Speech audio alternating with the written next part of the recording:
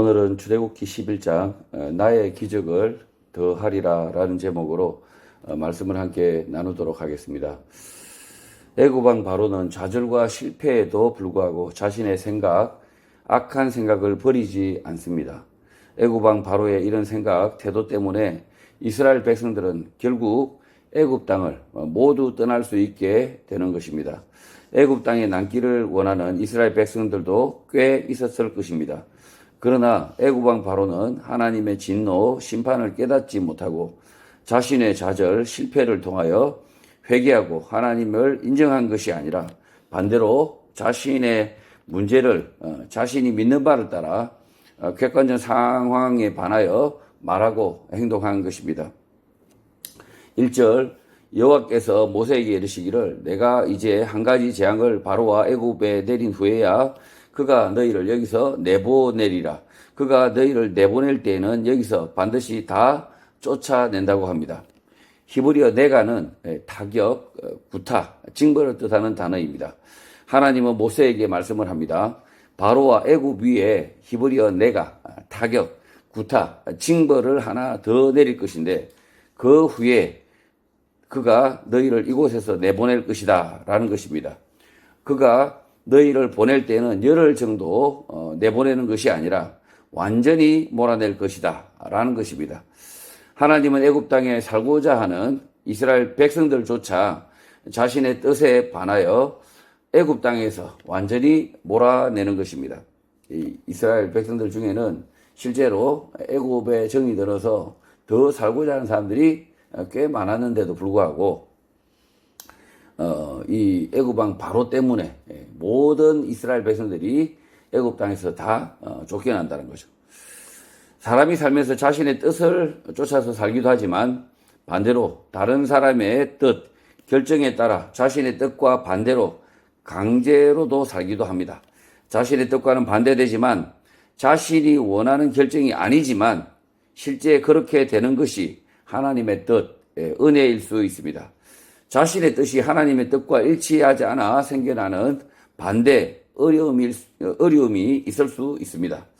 하나님의 뜻을 먼저 헤아려야 합니다. 하나님의 말씀을 쫓아서 살아야 하는데 엉뚱하게 자신의 생각, 뜻을 고집하면 애굽 왕 바로처럼 히브리어 네가, 타격, 구타, 징벌을 받을 수 있는 것입니다. 지금 이 애굽 왕 바로도 이 하나님의 뜻을 따르지 않기 때문에 결국은 이 징벌, 이 타격, 이런 채찍 이걸 당하지 않아도 되는데 굳이 채찍을 당하고 있고요. 그리고 이 애굽 땅에서 나오라라고 이렇게 하나님께서 말씀하고 계시지만 그러나 여기가 좋사오니 계속 여기서 더 살겠습니다라고 이렇게 이스라엘 백성들 중에서도 상당수가 그러고 있었을 가능성이 크다는 거죠. 그런데 하나님은 애굽 왕 바로를 사용하셔서 애굽 왕 바로의 이 완악한 이 애굽 왕 바로를 사용하셔서 자신의 뜻과 무관하게 애굽에서 완전히 쫓겨나는 그래서 애굽에서 떠나게 되는 삶의 터전에서 떠나게 되는 결과를 낳게 된다는 거죠. 자신의 뜻을 쫓아서 사는 것이 행복한 것이 아니라 사실은 하나님께서 그 애굽에서 이 애굽 이방 신을 막 모시고 이렇게 사는 이 애굽의 문화 속에서 사는 것보다 하나님의 백성으로 사는 것이 더 좋기 때문에 사실은 물론 나라도 없고 그 다음에 수도도 없고 지금 당장에는 아무것도 없지만 이스라엘 백성들은 쫓겨난다는 거죠. 쫓겨나는데 그 쫓겨남이 오히려 하나님의 백성으로 살 수 있는 길이었다는 거죠. 2절 백성에게 말하여 사람들에게 각기 이웃들에게 은금 패물을 구하게 하라고 합니다. 히브리어 샬은 문의하다, 요청하다, 부탁하다는 뜻의 단어입니다. 이스라엘 백성들은 애굽의 남자, 이자들에게 그 은과 금을 요청하라는 것입니다. 애굽 사람들이 이스라엘 백성들에게 금과 은을 거저줄 까닭이 없습니다. 애굽에 금과 은이 많았기 때문에 출애굽하기 전에 금과 은을 구입하라, 사라는 뜻으로 보입니다. 이스라엘 백성들은 고센 땅에 정착하여 430년 이상 경제 활동을 했기 때문에 꽤 많은 자산들이 있었고 그 재산, 이 자산을 처분하여 금과 은으로 바꾸라는 뜻으로 보이는 것입니다. 이사 갈 때, 이 하다못해 뭐 목장이 있을 수 있고, 또 집이 있을 수 있고, 또 아니면 뭐 농기구가 있을 수 있고, 뭐 여러 가지 재산들이 있는데 그것을 팔아서 이제 이사 갈 때는 버리고 가야 되지 않습니까? 그래서 팔아서 금과 은으로 바꾸라, 뭐 이런 뜻으로 보인다는 거죠. 아브라함이 기근을 피해 애굽으로 들어갔다가 나올 때 금과 은을 가지고 나오는 것을 보면 이스라엘 백성들에게 애굽에서 만든 경제적 기반을 매각하고 금, 은으로 바꾸어 나오는 것입니다. 창세기 13장의 기록을 보면 아브라함도 자산을 금과 은으로 바꾸어 나오는 것과 마찬가지인 것입니다. 창세기 13장 2절입니다. 아브라함에게 가축과 은과 금이 풍부하였더라. 아브라함이 가나안으로 돌아올 때 가지고 올 수 있었던 것은 가축, 금과 은인 것입니다.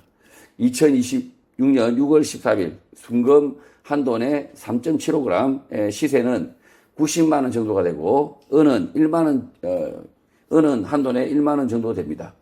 출애굽 시대나 오늘 시대나 금과 은은 가장 쉽게 현금화할 수 있는 자산으로 통용되는 것입니다. 이렇게 자산으로 자기가 이제 집이라든지 뭐 이런 거 밭이라든지 이런 것들을 모두 팔고 애굽 사람들한테 팔고 뭐로 바꾸라고 말을 한 거죠.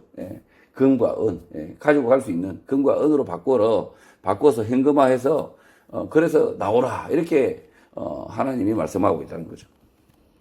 지금 이 사진을 보면 요게 금 3.76g 순금 한 돈의 크기입니다. 이 조그만한 것이 무려 90만 원 한다는 거죠.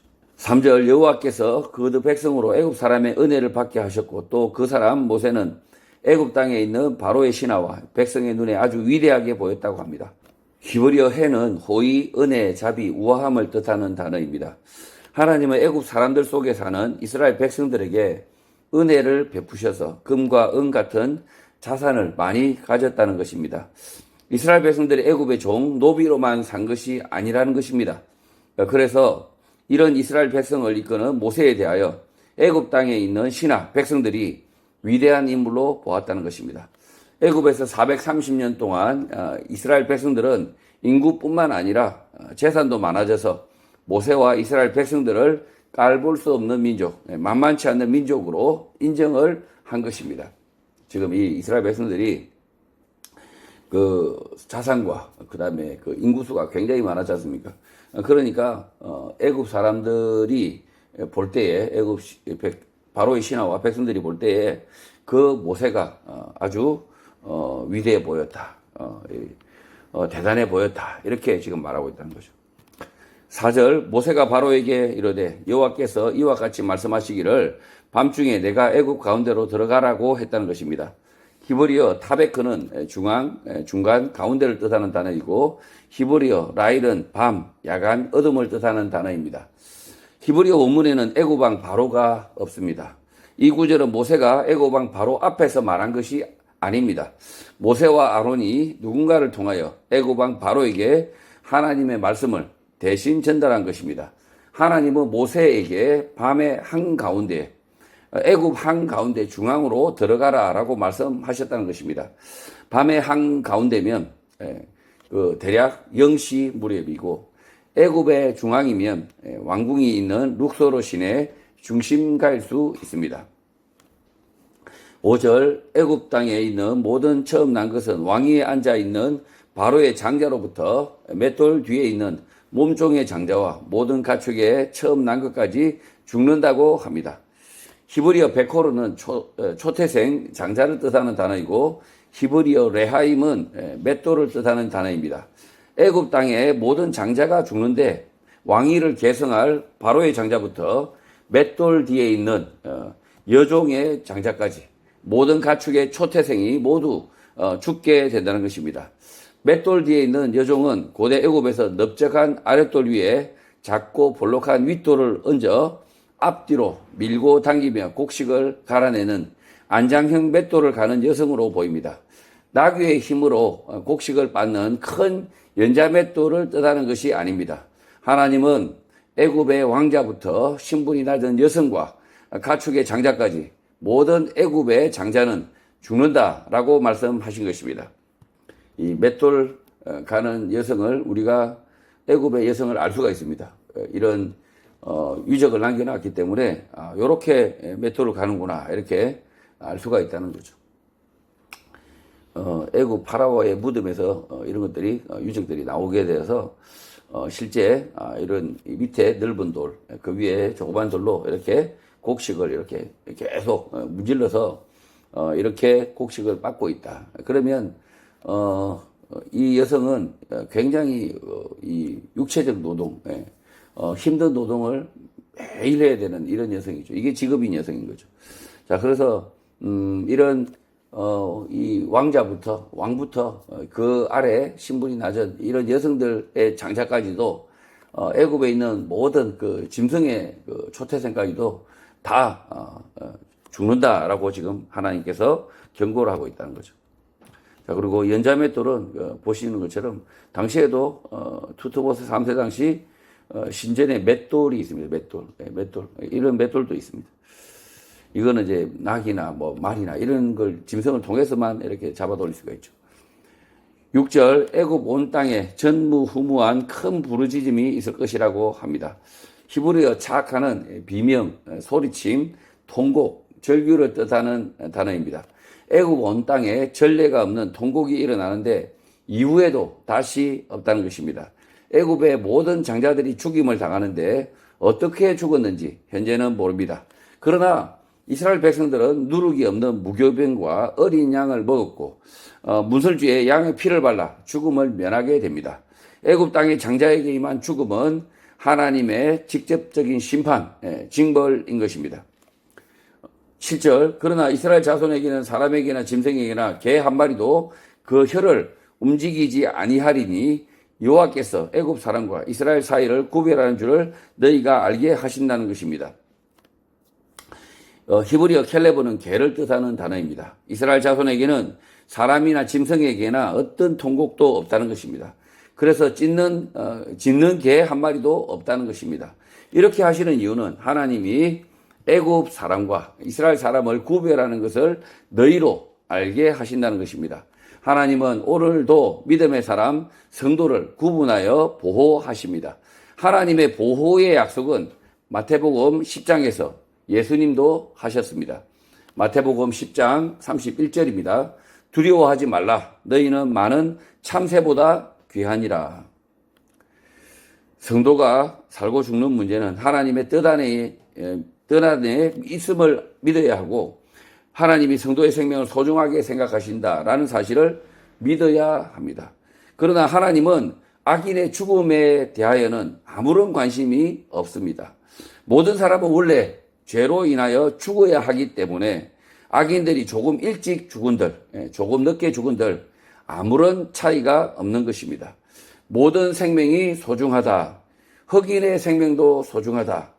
블랙 라이버스 매트, BLM은 거짓말입니다. 진리를 떠난 하나님을 떠난 악인들의 생명은 소중하지 않습니다. 무가치합니다. 악인들의 생명이 소중할 수 있는 이유는 이 악인들의 생명이 소중할 수 있는 단 한 가지 이유는 회개할 가능성 때문인데 이미 죽은 악인들의 생명은 소중할 이유가 없는 것입니다. 이미 죽어버린 악인들의 죽음에 대해서는 이 소중할 이유가 없다는 거죠. AD 70년 시작된 유대 로마 전쟁 당시 폐허가 된 유대인들이 100만 명 이상 죽은 것으로 알려져 있습니다. 준비되지 않는 유대인들이 로마 군대를 상대로 전쟁을 벌였으나 처참하게 패배한 것입니다. 2023년 10월 7일 팔레스타인 하마스가 이스라엘 주민 약 1,000명 정도 살해하자 발발한 이스라엘 하마스 전쟁에서 가자 주민 7만 명이 사망하게 됩니다. 전쟁을 통해서 악인들끼리 서로 죽고 죽이기도 하는 것입니다. 지금 이 이스라엘 하마스 이 전쟁 속에서 이스라엘 사람들도 한 2,000명 가까이 죽었고 군인과 그리고 이 가자 주민도 약 7만 명 가까이 죽습니다. 이렇게 죽는데 사람의 생명이 소중하다. 사람의 생명이 소중하다. 예, 소중하지만 하나님을 떠난 그 악인들, 하나님의 뜻을 거역하는 자들의 생명이 소중할 리가 없다는 거죠. 어차피 그들은 죽어 나갈 것인데 결국은 뭐 늙어 죽으나 지금 이 전쟁으로 죽으나 매일반이라는 거죠. 8절 왕의 이 모든 신하가 내게 내려와 내게 절하며 이르기를 너와 너를 따르는 온 백성은 나가라. 한 후에야 내가 나가리라 하고 심히 노하여 바로에게서 나오게 된다는 것입니다. 애굽왕 바로의 신하들이 모세에게 찾아와 절하며 너와 너의 발 아래에 있는 모든 백성들은 모두 나가달라고 말하게 된다는 것입니다. 이제 나가달라고 제발 애굽의 신하들이 부탁하게 된다는 거죠. 모세는 바로의 신하들이 이렇게 말한 이후에 애굽을 나가게 되는데 애굽왕 바로는 맹렬하게 분노한다는 것입니다. 모세와 바로가 만나서 이렇게 말하고 나오는 것이 아니라 애굽왕 바로의 신하들이 제발 나가달라 사정을 하고 난 이후에 나가지만 애굽왕 바로는 심하게 분노 가운데 있다는 것입니다. 이 애굽왕 바로가 나가라 이렇게 말하고 있는 것이 아니라 이 애굽왕 바로는 화가 잔뜩 나 있지만 그러다 이 애굽왕 바로 때문에 이제 우리가 살 수가 없으니까 이 애굽의 그 신하들이 애굽왕 바로의 말을 듣지 않는 거죠. 듣지 않고 제발 나가달라 이렇게 부탁한 이후에 이렇게 나가게 된다는 거죠. 9절 여호와께서 모세에게 이르시기를 바로가 너희의 말을 듣지 아니하리라. 그러므로 내가 애굽 땅에서 나의 기적을 더하리라 하셨다는 것입니다. 히브리어 모페트는 이적, 경이, 아름답거나 장엄한 행위, 표시, 증거를 뜻하는 단어입니다. 애굽왕 바로가 하나님의 말씀을 듣지 않아서 표적, 이적이 더 많았다는 것입니다. 한국에서는 이 중앙선관위가 국민의 말을 듣지 않아서 많은 기적, 이적, 표적을 만들어내고 있는 것과 같은 것입니다. 애굽왕 바로가 즉각 하나님의 말씀을 들었다면 굳이 이런 이적, 기적, 표적이 없었다는 것입니다. 지금 한국에서는 굉장히 많은 아주 희한한 일들이 마구 생겨나죠. 마구 이적이 생겨납니다. 국민의 정직한 국민들의 말을 듣지 않는 중앙선관위가 희한한 이적들을 만들어내고 있는 거죠. 10절 모세와 아론이 이 모든 기적을 바로 앞에서 행하였으나 여호와께서 바로의 마음을 완악하게 하셨으므로 그가 이스라엘 자손을 그 나라에서 보내지 아니하였다고 합니다. 모세와 아론을 통하여 바로의 얼굴 앞에서 이 모든 이적, 기적이 일어났다는 것입니다. 그러나 바로의 마음은 하나님이 하신 일, 이적, 기적 때문에 마음이 완악하게 먹었고 결국 이스라엘 자손을 애굽에서 보내지 않았다는 것입니다. 자신의 삶에서 이적, 기적, 사건과 사고가 많이 일어나는 삶은 바람직하지 않습니다. 한국 사회에 기적과 같은 사건, 사고가 많고 이적, 기적과 같은 문제가 해결되는 것 같지만 평온한 삶이 없는 것입니다.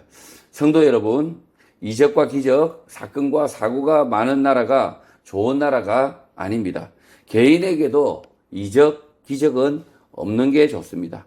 하나님의 말씀대로 평범하게 사는 것, 평온하게 삶을 사는 것, 그것이 진짜 이적과 기적인 것입니다. 하나님을 믿는 성도는 잘못된 이적, 기적을 바라지 말고 하나님의 말씀, 하나님의 뜻을 따라서 늘 평온한 삶, 샬롬이 있는 삶을 사는 복된 성도가 되시기를 주님의 이름으로 축복합니다.